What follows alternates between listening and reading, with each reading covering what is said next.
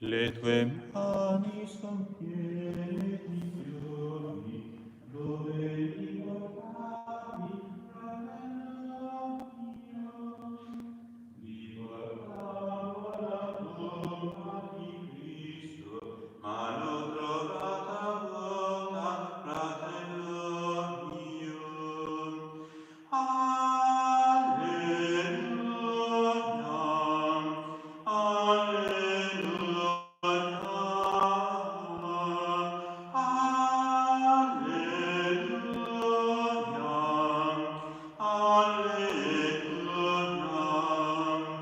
I tuoi occhi riflettono gioia, dimmi cosa hai visto, fratello mio. Ho veduto morire la morte, ecco cosa ho visto, fratello mio.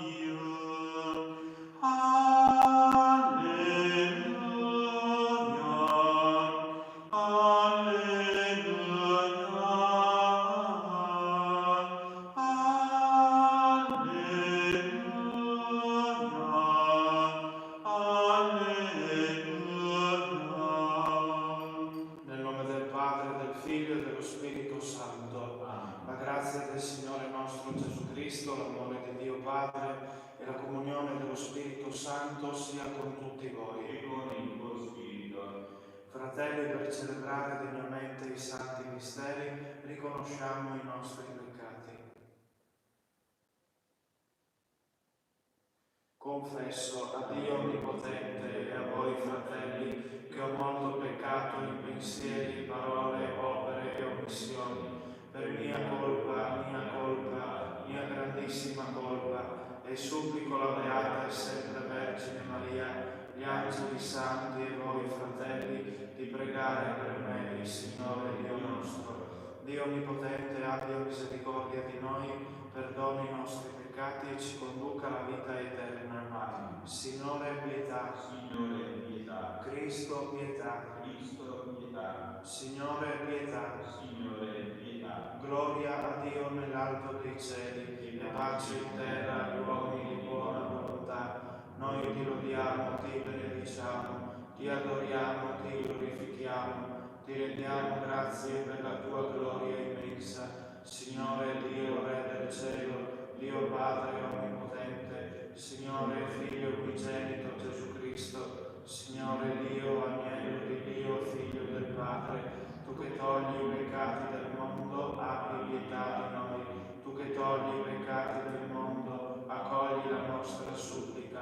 Tu che siedi alla destra del Padre, abbi pietà di noi, perché tu solo il Santo, tu solo il Signore, tu solo l'Altissimo Gesù Cristo, con lo Spirito Santo, nella gloria di Dio Padre. Amen. Preghiamo.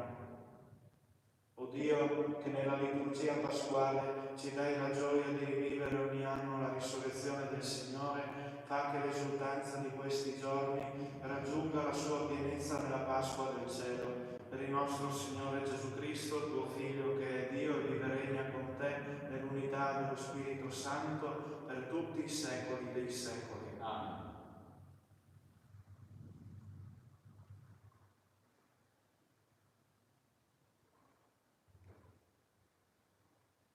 Dagli Atti degli Apostoli.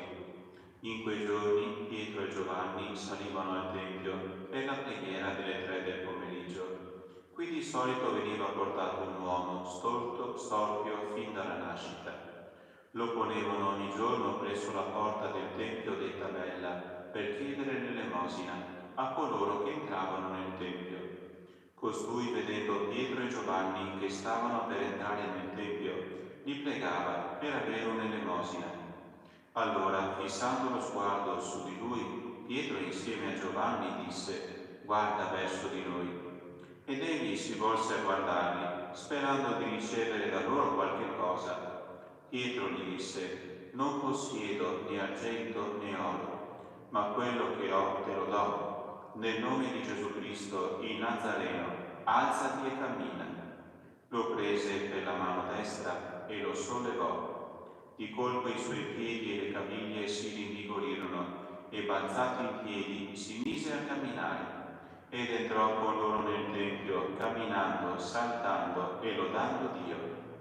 Tutto il popolo lo vide camminare e lodare Dio, e riconoscevano che era colui che sedeva a chiedere l'elemosina alla porta bella del tempio, e furono ricolmi di meraviglia e stupore per quello che gli era accaduto. Parola di Dio.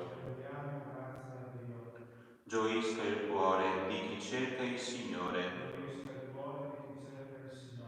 Rendete grazie al Signore e invocate il suo nome, proclamate fra i popoli le sue opere. A Lui cantate, a Lui inneggiate, meditate tutte le sue meraviglie. Gioisca il cuore di chi cerca il Signore. Gloriatevi nel suo santo nome.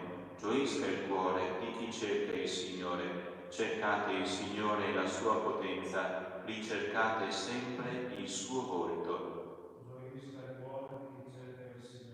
Voi, stirpe di Abramo, suo servo, figli di Giacobbe, il suo eletto, e Lui, il Signore, il nostro Dio, su tutta la terra i suoi giudizi.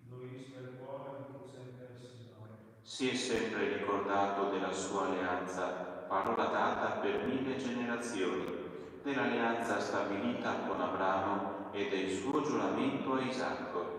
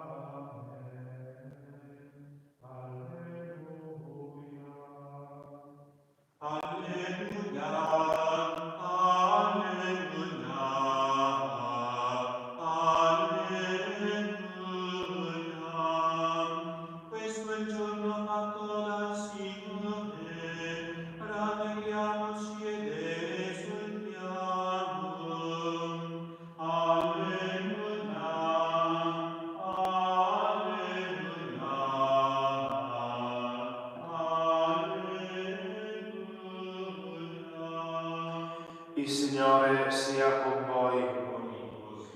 Dal Vangelo secondo Luca. Ed ecco, in quello stesso giorno, il primo della settimana, 2 dei discepoli erano in cammino per un villaggio di nome Emmaus, distante circa 11 chilometri da Gerusalemme, e conversavano tra loro di tutto quello che era accaduto. Mentre conversavano e discutevano insieme, Gesù in persona si avvicinò e camminava con loro, ma i loro occhi erano impediti a riconoscerlo. Ed egli disse loro: che cosa sono questi discorsi che state facendo tra voi lungo il cammino? Si fermarono col volto triste. Uno di loro, di nome Cleopa, gli rispose: solo tu sei forestiero a Gerusalemme. Non sai ciò che vi è accaduto in questi giorni? Domandò loro: che cosa? Gli risposero: ciò che riguarda Gesù il Nazareno, che fu profeta potente in opere e in parole davanti a Dio e a tutto il popolo. Come i capi dei sacerdoti e le nostre autorità lo hanno consegnato per farlo condannare a morte e lo hanno crocifisso. Noi speravamo che egli fosse colui che avrebbe liberato Israele.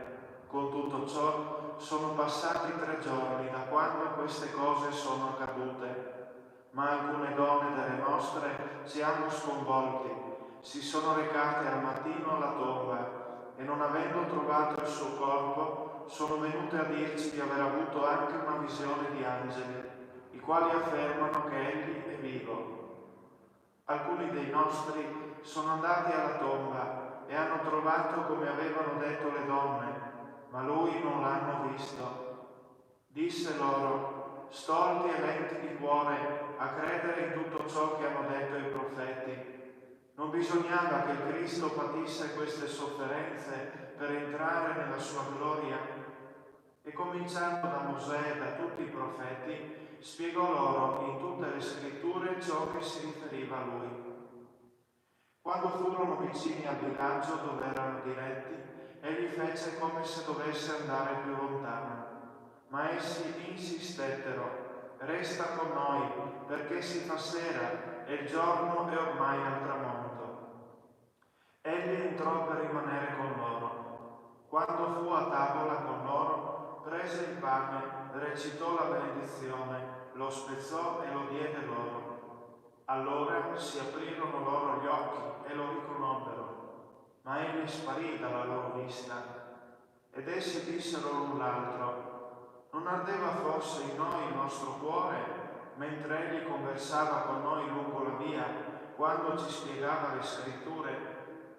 Partirono senza indugio e fecero ritorno a Gerusalemme, dove trovarono riuniti gli 11 e gli altri che erano con loro, i quali dicevano: davvero il Signore è risorto ed è apparso a Simone.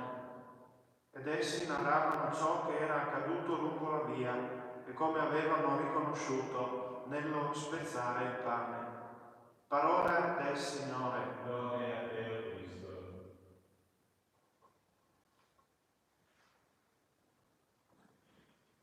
In questi giorni dell'ottava di Pasqua, la liturgia propone alla nostra meditazione le prime apparizioni del risorto ai suoi discepoli.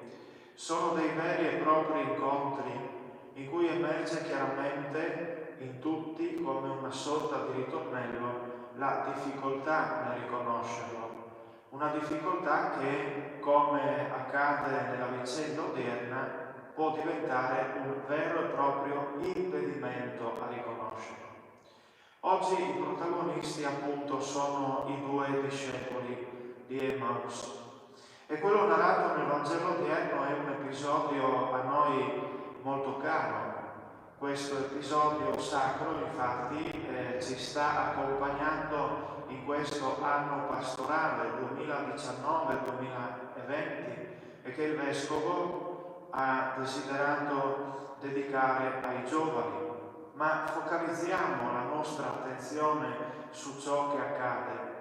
A tal riguardo l'Evangelista Luca afferma che essi erano in cammino per un villaggio di nome Emmaus. Stanno dunque questi nostri 2 amici facendo un percorso e lo stanno facendo fisicamente, ma è altrettanto vero che vi è anche un percorso spirituale che i nostri 2 sono chiamati a fare, in virtù della presenza e della parola di Gesù.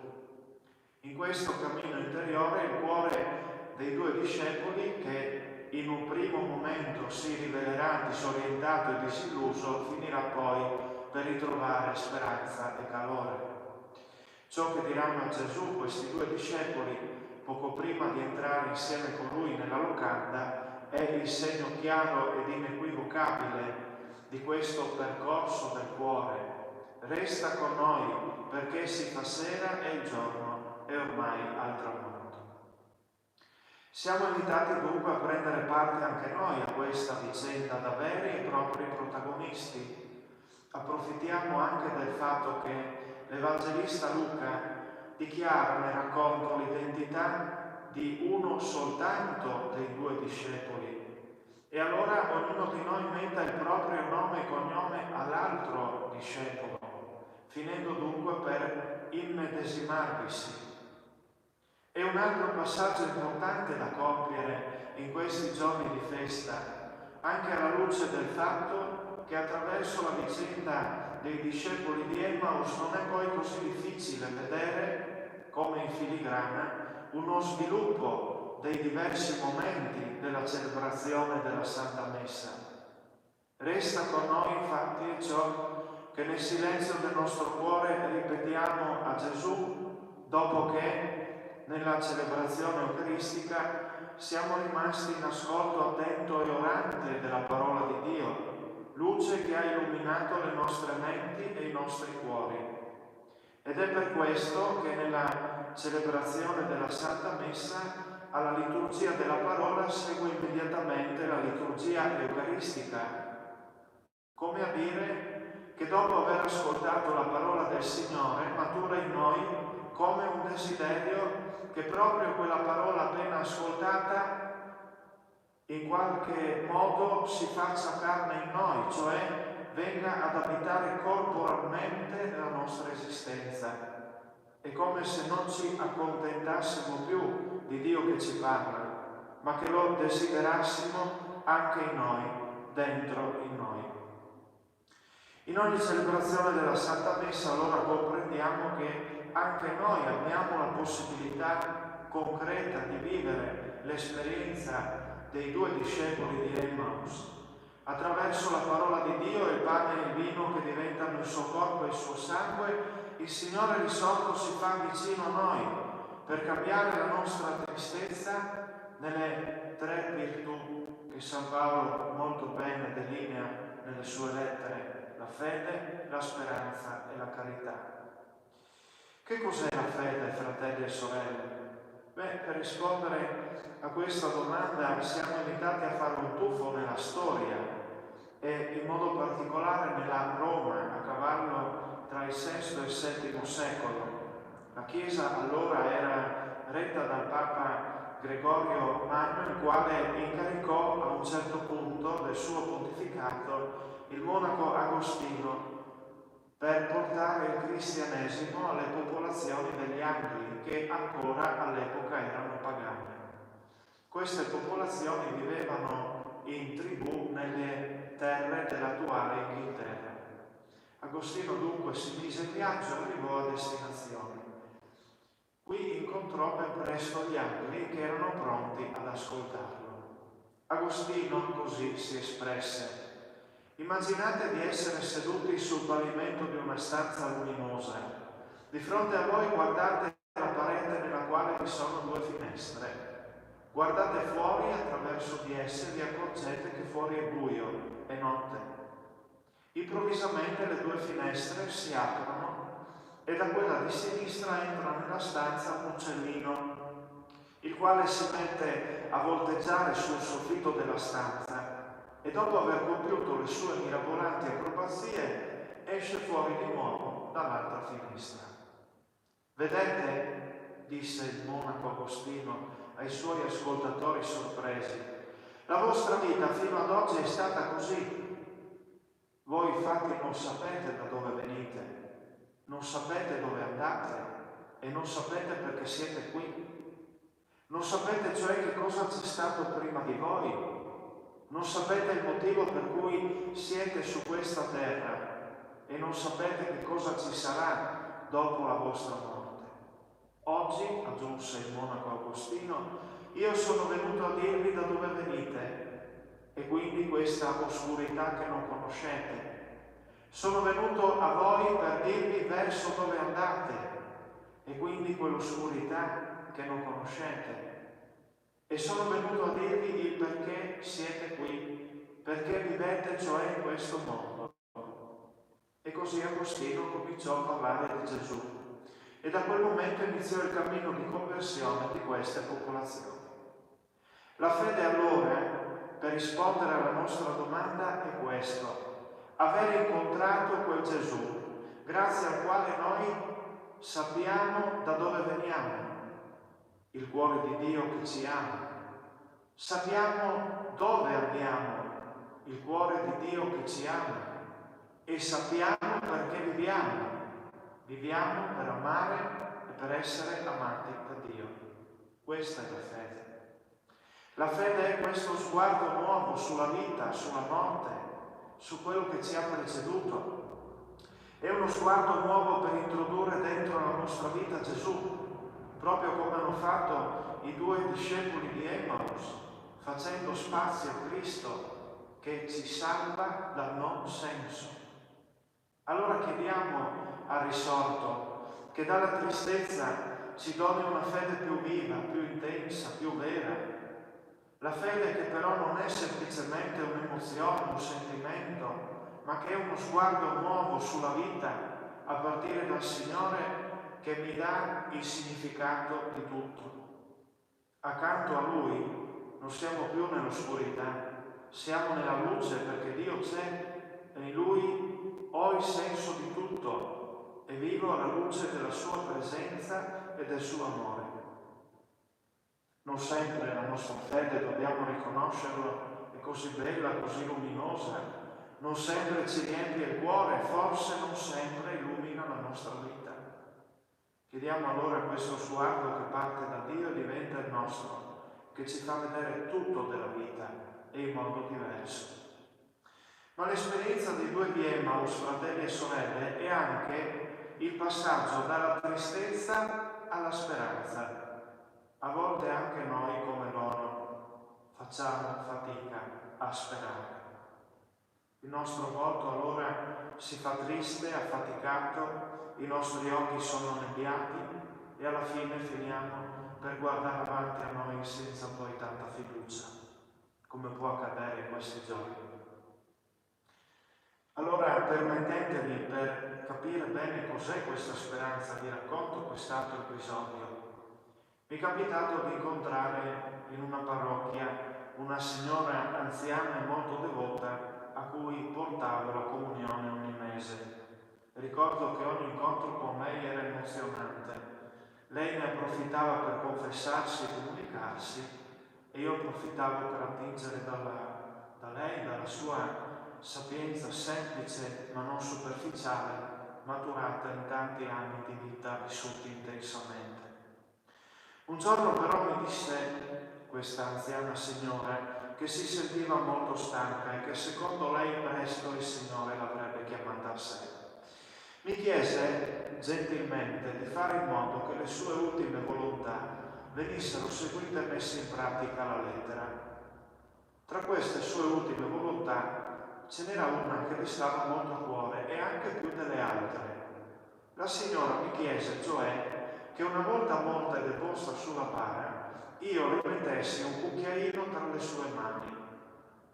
Io la guardai incuriosito e sorpreso, anche interdetto, visto che di solito tra le mani di un defunto o di una defunta, altro che un cucchiaino, si mette un rosario, e di solito quello più bello, che è quello più consumato e divorato dalle preghiere di tanti anni.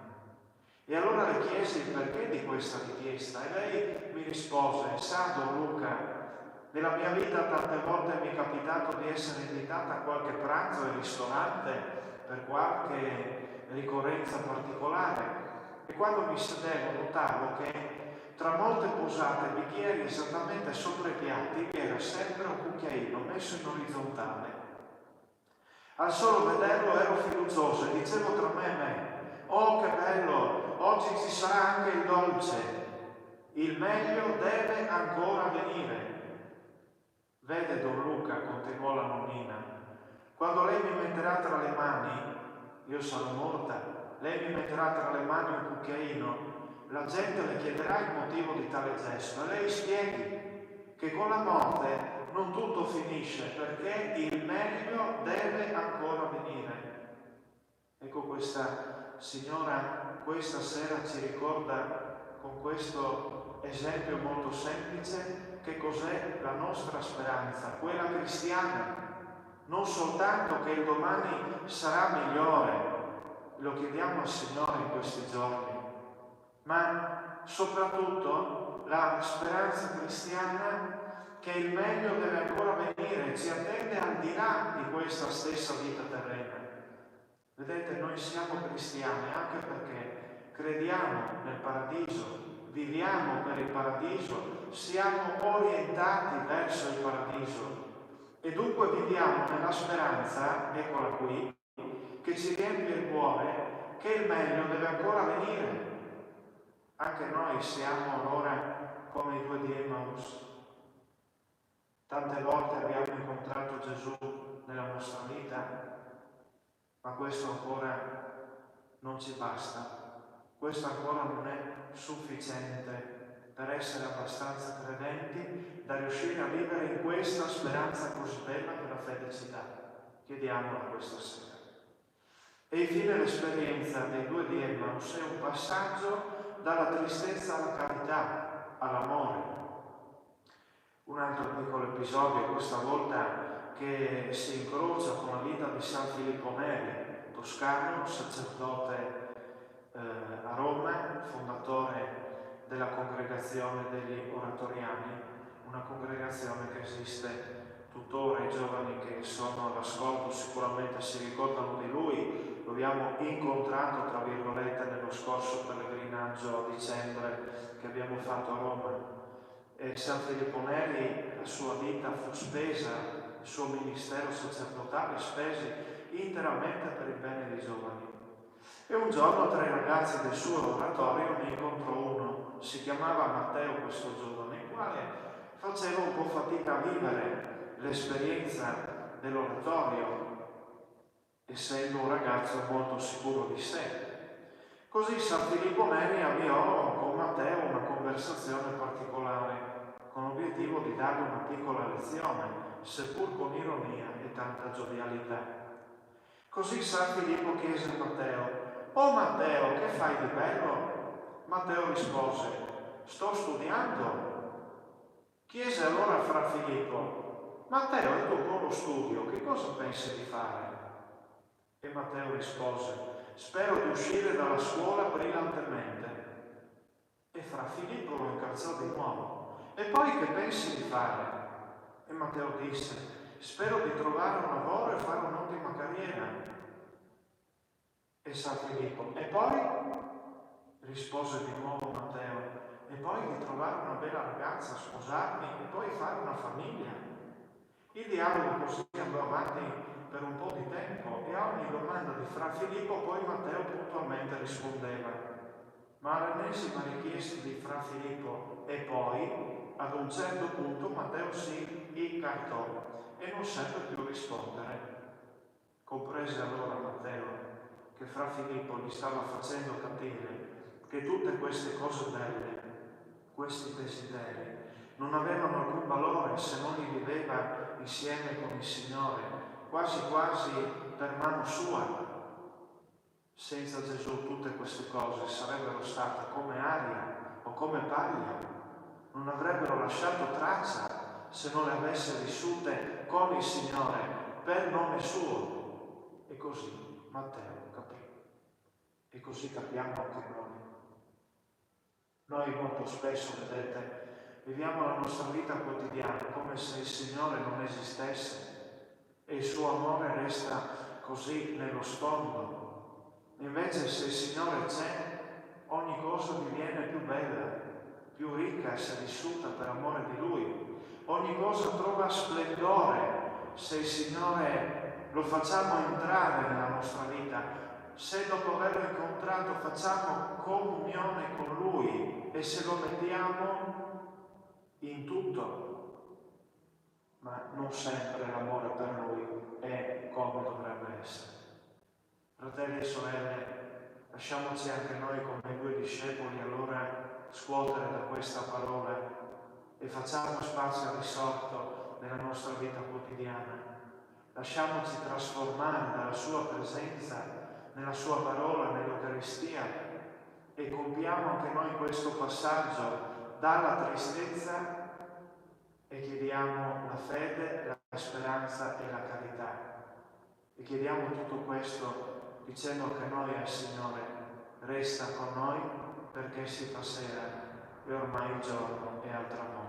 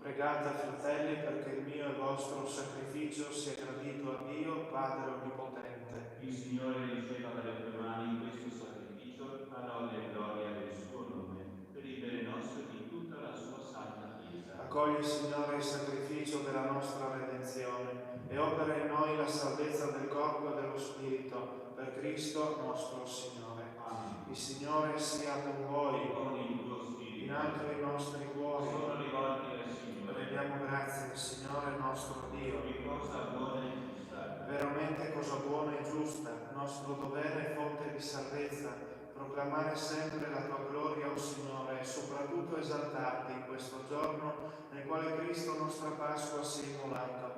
È Lui il vero agnello che ha tolto i peccati del mondo, è Lui che morendo ha distrutto la morte e risorgendo ha ridato a noi la vita. Per questo mistero, nella pienezza della gioia pasquale, l'umanità esulta su tutta la terra e con l'assemblea degli angeli e dei santi canta l'inno della tua gloria. Santo, santo, santo il Signore, Dio dell'universo, i cieli e la terra sono pieni della tua gloria.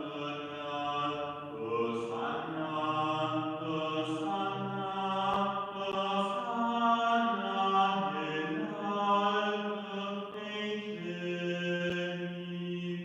Benedetto colui che viene nel nome del Signore. Osanna, Osanna, Osanna nell'alto dei cieli. Padre veramente santo, fonte di ogni santità, santifica questi doni con l'effusione del tuo Spirito, perché diventino per noi il corpo e il sangue di Gesù Cristo, nostro Signore.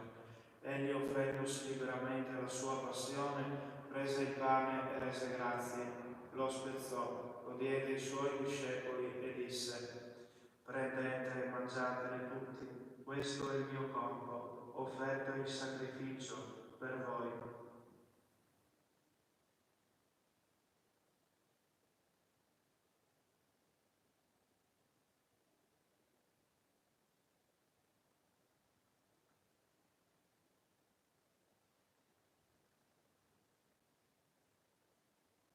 Dopo la cena, allo stesso modo prese il calice e rese grazie, lo diede ai suoi discepoli e disse: prendete e bevetene tutti, questo è il calice del mio sangue, per la nuova ed eterna alleanza, versato per voi e per tutti in remissione dei peccati. Fate questo in memoria di me.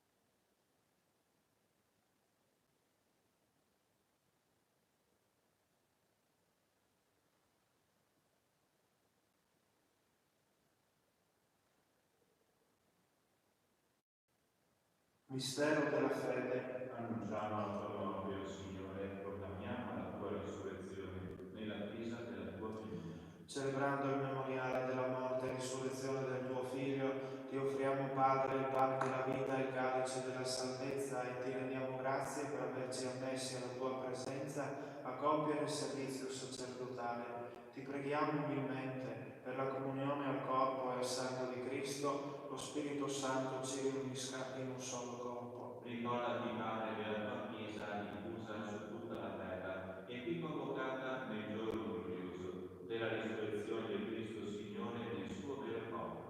Rendila perfetta nell'amore, in unione con il nostro Papa Francesco, il nostro Vescovo Giuseppe, il Vescovo Figlio e tutto l'ordine sacerdotale. Ricordati anche dei nostri fratelli che oggi, mediante il battesimo e la confermazione, sono entrati a far parte della tua famiglia. Fa che seguano Cristo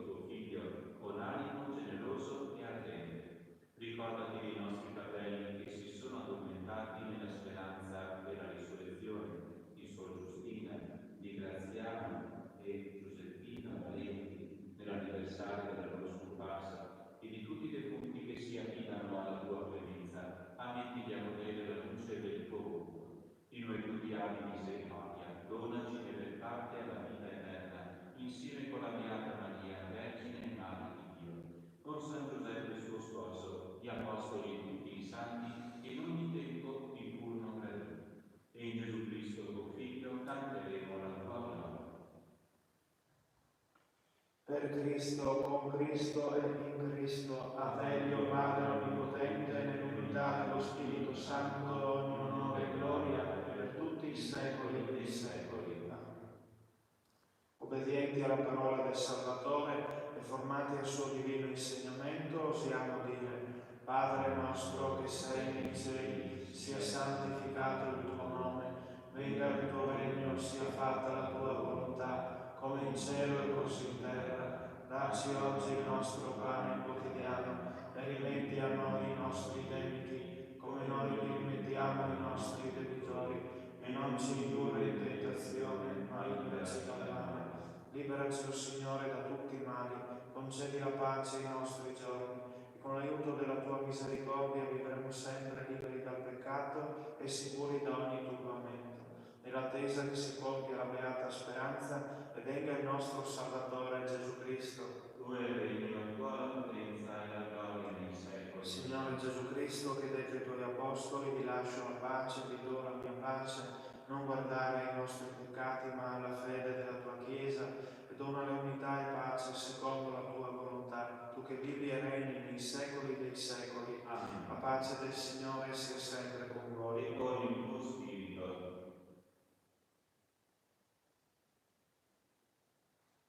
Agnello di Dio, che togli i peccati del mondo, abbi pietà di noi. Agnello di Dio, che togli i peccati del mondo, abbi pietà di noi. Agnello di Dio, che togli i peccati del mondo, dona a noi la pace.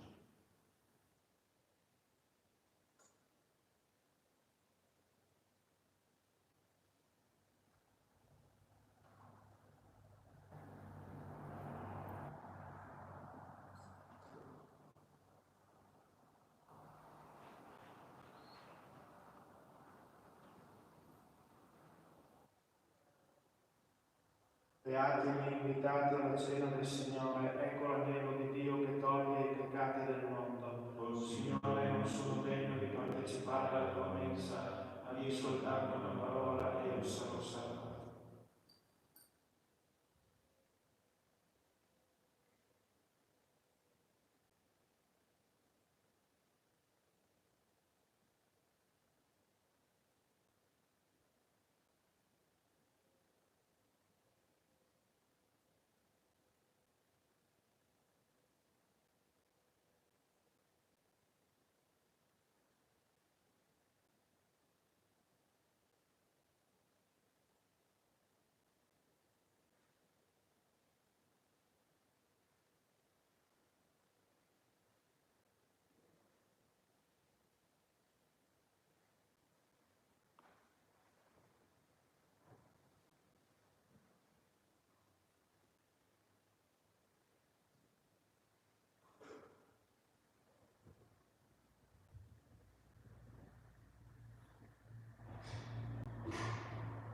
Preghiera per la comunione spirituale per coloro che non si accostano alla comunione sacramentale.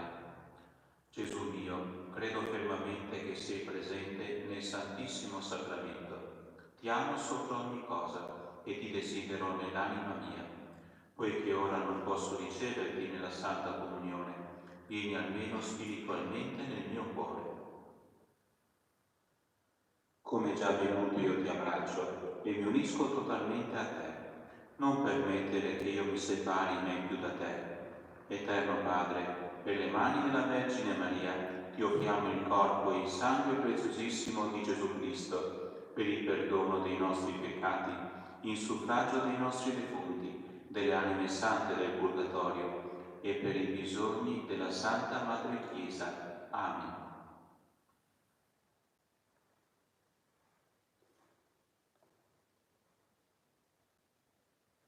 Il tuo popolo in cammino cerca in te la vita.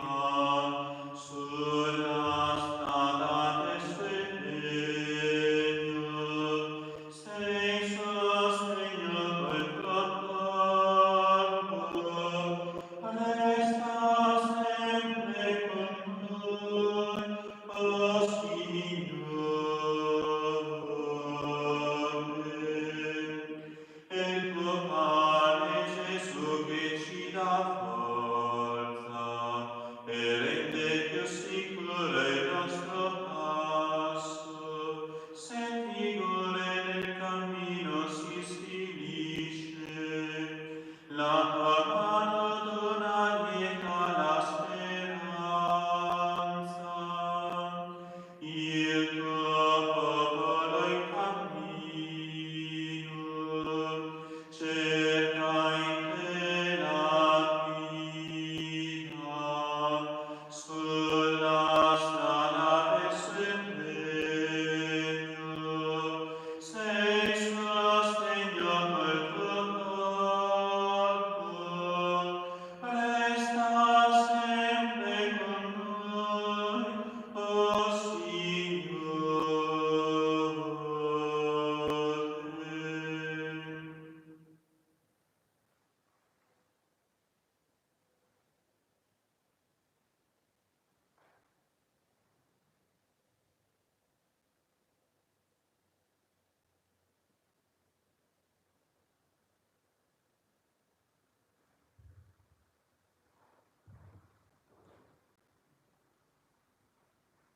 Preghiamo. O Dio nostro Padre, questa partecipazione al mistero pasquale del tuo Figlio ci liberi dai fermenti dell'antico peccato e ci trasformi in nuove creature, per Cristo nostro Signore. Amen.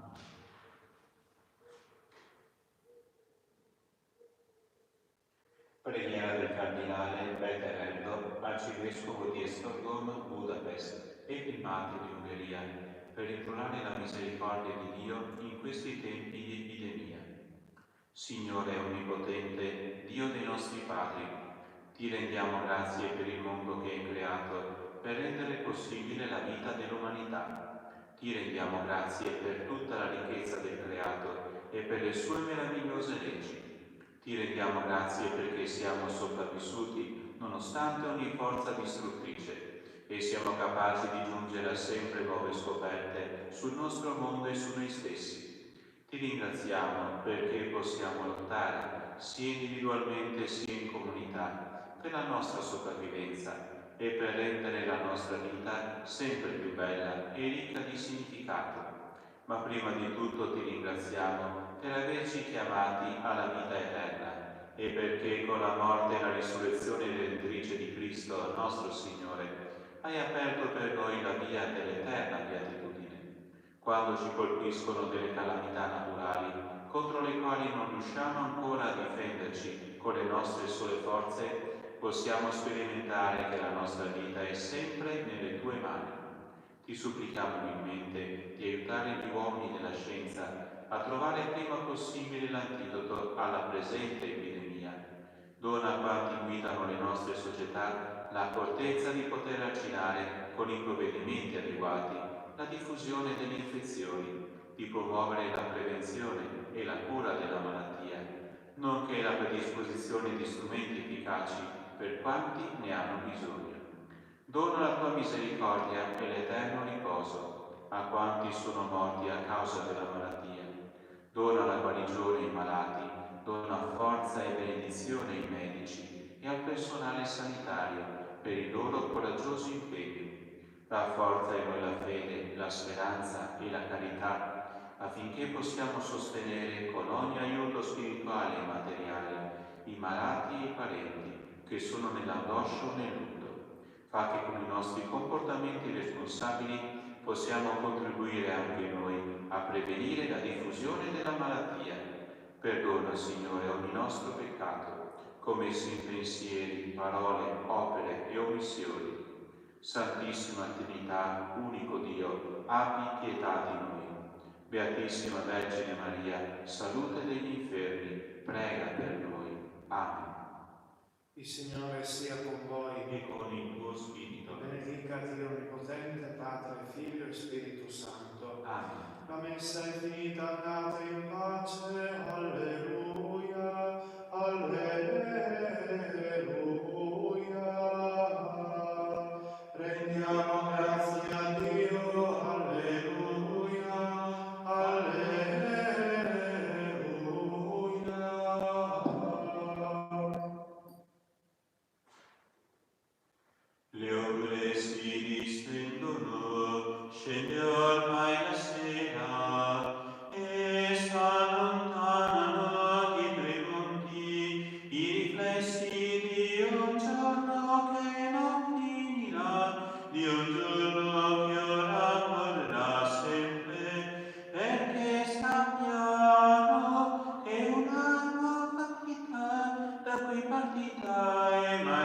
si fermerà.